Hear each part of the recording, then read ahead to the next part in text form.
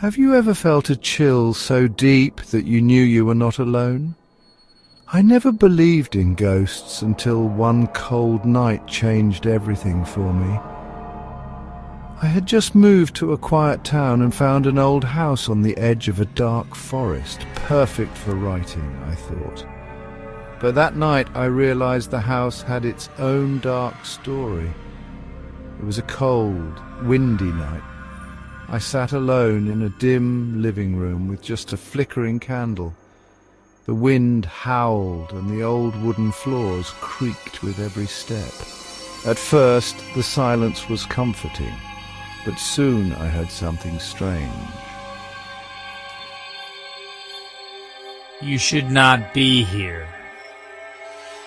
My heart beat faster. I looked around, but there was no one. You should not be here. I told myself it was just my imagination, but the voice came again, closer this time. I slowly got up and walked toward the corner of the room, where a shadow danced in the weak light. The candle flickered and went out. In the pitch black, I felt a cold touch on my shoulder. I stood frozen, listening to soft footsteps coming from the hallway. The door at the end of the hall creaked open by itself. A dark figure appeared in the doorway. Leave now. Every word made my blood run cold. Fear wrapped around me like a heavy blanket. Then the figure vanished, but the room was still filled with that dreadful whisper. I gathered all my courage and ran out of the room, down the stairs and into the cold night. Sprinted through the dark, misty yard into the forest, not daring to look back.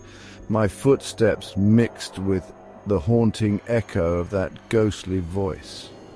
Finally, I reached a deserted road. I flagged down a car and the driver took me to safety.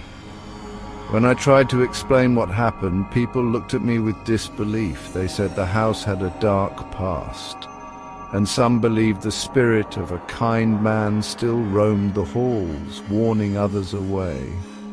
Even now, I wake up feeling a cold shiver. In quiet moments, I sometimes hear that whisper, "Leave now." I learned that not every quiet night is peaceful, and not every shadow is harmless. So remember, if you ever find yourself in a quiet, lonely place, be careful. Not every silence is safe, and some voices are best left unheard.